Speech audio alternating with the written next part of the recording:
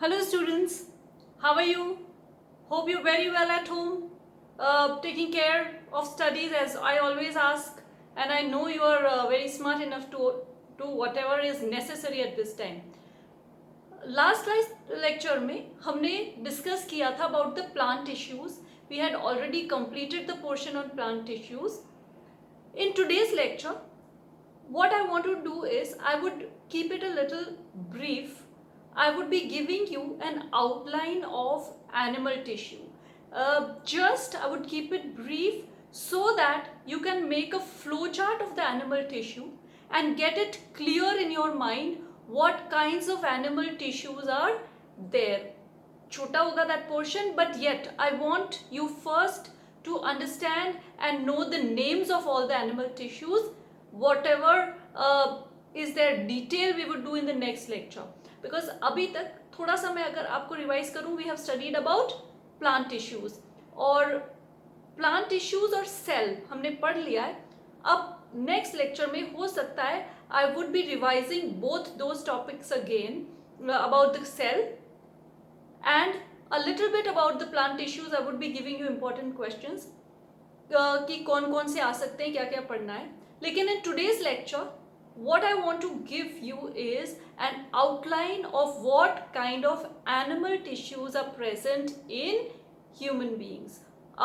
Human beings are animals, dogs, cats, basically all the tissues present in the animal kingdom, higher animals of the animal kingdom. जहाँ से भी अपन जब diversity पढ़ेंगे ना, तो we would study that there are organisms starting from amoeba, then basically coelenterata, porifera, ये सारे organisms बहुत lower level पे आते हैं. लेकिन higher level के जो animals हैं, for example mammals की बात करें तो या we would study about a kingdom chordata. अभी मैं आपको नहीं बता रही, लेकिन जनरली हम अगर एनिमल्स की बात करें जो हायर एनिमल्स है, उनके अंदर भी प्लांट के टाइप ही अलग अलग ग्रुप ऑफ सेल्स होते हैं जो वेरियस फंक्शन करते हैं. लेकिन आप जानते हैं कि प्लांट टिश्यू और एनिमल टिश्यू एक जैसे नहीं हो सकते, क्योंकि दोनों का लाइफस्टाइल अलग है, दोनों का बॉडी ऑर्गेनाइजेशन डिफरेंट है, they have a different pattern of life, so they are different. Today I just want to give you an outline of the animal tissue. What I want is, in your notes, please make the flowchart diagram and get it clear in your mind. Just read it twice. I might ask you as an assignment to give that the names of all the tissues and questions which I ask you. So अभी आपको सिर्फ क्या काम करना है, we want to know that animal tissues basically as a general, as a whole, क्या क्या हो सकते हैं. जो फ्लो चार्ट में अभी आपको बताऊंगी, that is about the animal tissues and I would generalize, give you a general idea. अभी मैं सिर्फ आपको नाम बता रही हूँ क्योंकि मुझे पता है आपको थोड़ा सा डिफिकल्ट लग रहा है ये chapter because of the different names. So I'm going very slowly. After this flowchart diagram, in the next lecture, I would revise a little bit about cell and plant tissue. So don't worry, we'll go slow. But आज के lecture में please take your pens and note down the flowchart which is telling you all about the animal tissue. अभी हम सारे types of animal tissue के नाम जान रहे हैं. For example, अब ये different क्यों होंगे? क्योंकि अगर आप एक stomach की बात करें तो stomach में एक outer layer covering होगी, फिर muscle भी होगा, अंदर veins होगी जो blood वगैरह पहुंचा रही होंगी, right? And there are various cells secreting different. तो ये सभी group of cells collectively make a organ. तो हमें देखना है कि एक organ बनाने के अंदर और पूरी body बनाने के अंदर कितनी type of tissues involved है, उनको हम categorize कर रहे हैं. So please note them down. Animal tissues की बात करें तो हम basically इनको 4 categories में divide कर सकते हैं. ज़्यादातर ये 4 categories में divided है. First है epithelial tissue. Today's lecture I would keep it brief. I want you to just know the names of all the tissue and in which category they form. If they fall in one category and you know the function of that category, it would become clear in your mind कि हाँ इसका function ये होना चाहिए. ठीक है. So for that just write down the names: epithelial tissue, connective tissue,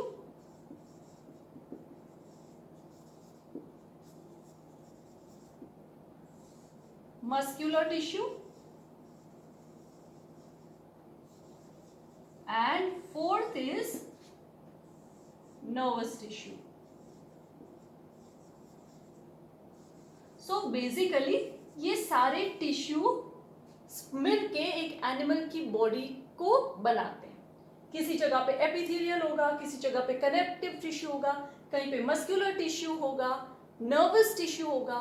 तो basically जो इन जनरल टिश्यूज है, दीज आर द 4 कैटेगरीज. लेकिन इनके अंदर भी different type of cells and shapes of cells है, फंक्शंस ऑफ सेल्स है, वो मैं आपको आगे लिखवा रही हूँ. Epithelial tissue is not just epithelial tissue. It is also divided into various categories. Like first is squamous. I'm writing ET, that is epithelial tissue. Second is cuboidal. Third is columnar. Fourth is ciliated, cuboidal or ciliated, columnar.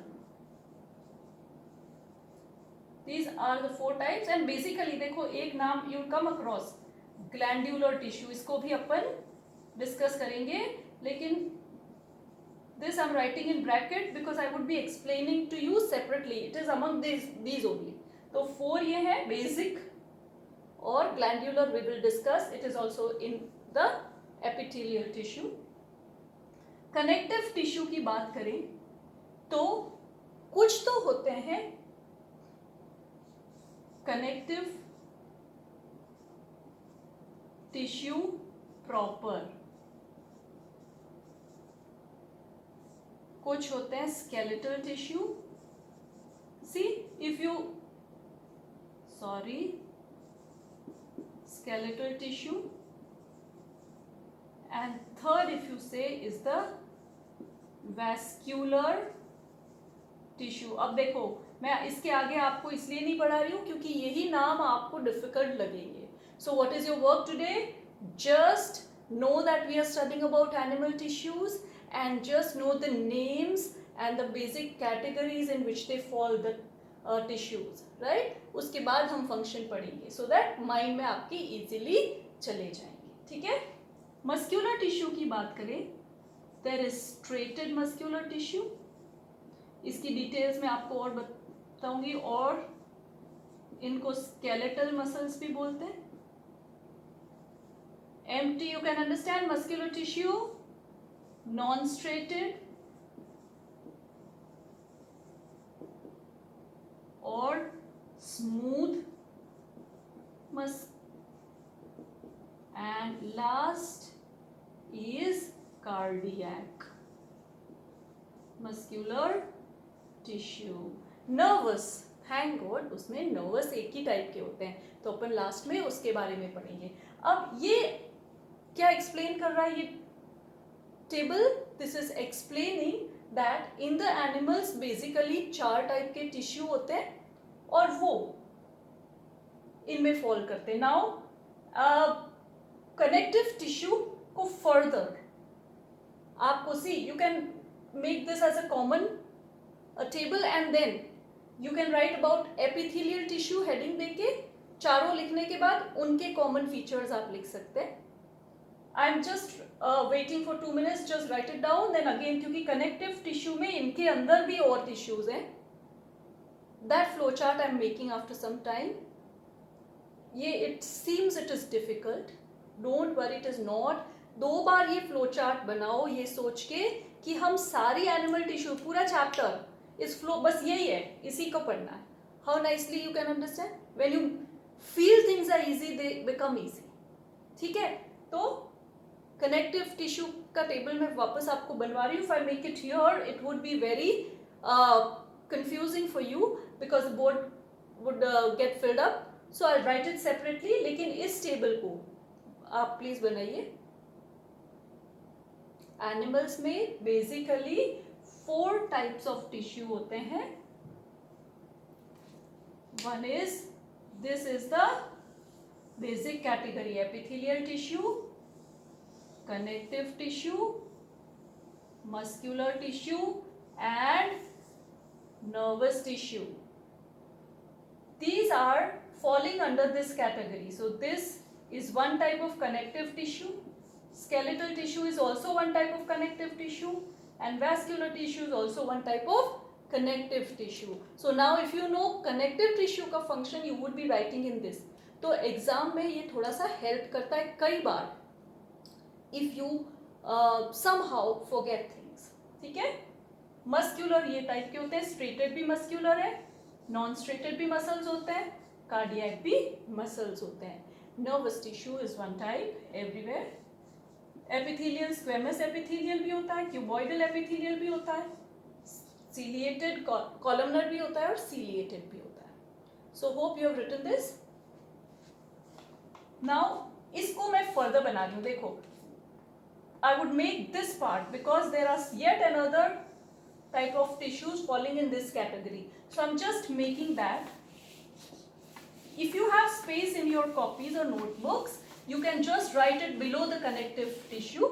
लेकिन बेहतर क्या रहता है कि आप जो मैंने flow chart बनवाया वो बनाए कि ये सारे नेम्स हैं, फिर उनको याद कर लें। ऐसा नहीं सोचना मत कि यार ये इतने सारे नाम है, डिफिकल्ट है। नो, आप अपनी बॉडी को इमेजिन करिए, आपका हैंड है, आपके हैंड में ऊपर स्किन में ऑब्वियसली अलग टाइप ऑफ सेल्स होंगे, स्किन के नीचे you can feel a fleshy part, obviously आपने मसल्स का नाम सुना होगा, है ना। आपने वेन्स, आर्टरीज, कैपिलरीज, इसके बारे में भी जानते हैं, आप ब्लड के बारे में भी जानते हैं, आप बोन्स के बारे में जानते हैं, you know about each and every tissue. अब हमें तो उसका कौन सी कैटेगरी में फॉल करता है और क्या उसका फंक्शन है वही तो जानना है, बस ये कोई डिफिकल्ट टॉपिक नहीं है। So right now I am making about further about the connective tissue. Connective tissue में I wrote connective tissue proper, ये वर्ड ही बता रहा है कनेक्टिव टिश्यू प्रॉपर। कुछ